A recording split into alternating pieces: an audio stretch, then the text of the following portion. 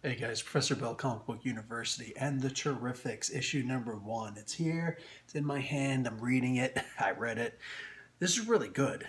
This is really good. All right, now, I don't know I imagine that this is Mr. Terrific's enemy, Mr. Holt. Yeah, he kind of seems like a not as smart Lex Luthor type. He's gone and bought so while Mr. Terrific was away doing the whole Dark Knight's Metal thing, this Holt guy went and bought Mr. Terrific's property from under him. He bought Terrific Corp. Okay, so by doing this, he's now got all this technology, and Mr. Terrific's not T cells, the T spheres, they go and alert him that, hey, check it out, guess what? This dude, he's messing with the portal into the dark multiverse. So really, Dark Knight's Metal isn't even finished yet, but here it is, and then we're going back to it. So yeah, the final issue number 6, hasn't been released yet because it's just so ridiculously delayed. Great summer reading, right? It's supposed to be a summer event. Anyway, it's going to be next summer's event.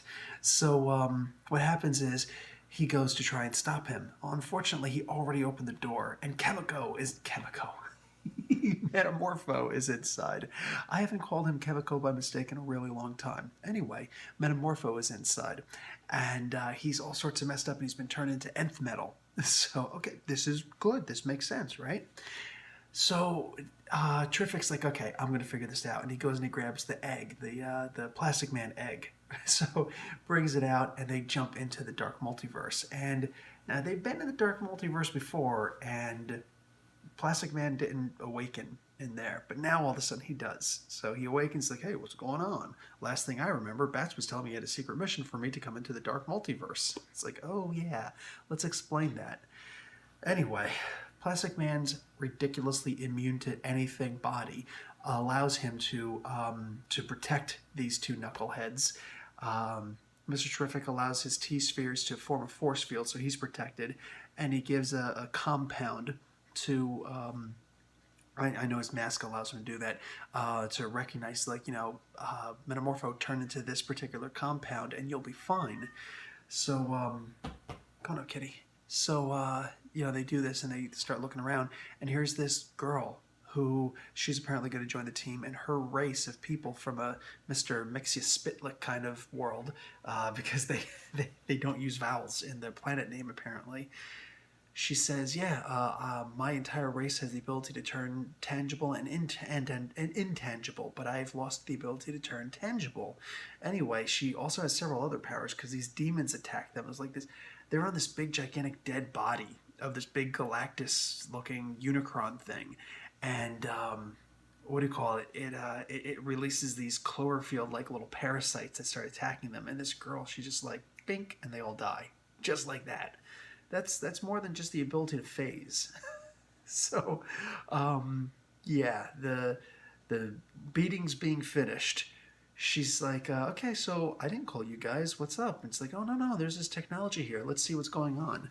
So they go and turn on this technology, and all of a sudden, there's this big thing for the Curse of Brimstone in the back, and all of a sudden, Tom Strong's visage shows up, and apparently he's dead, but his background shows up. Now, this is cool and all, except that I just got finished seeing this in the Trinity comic books. Trinity issue number 18 and 17, I believe it is.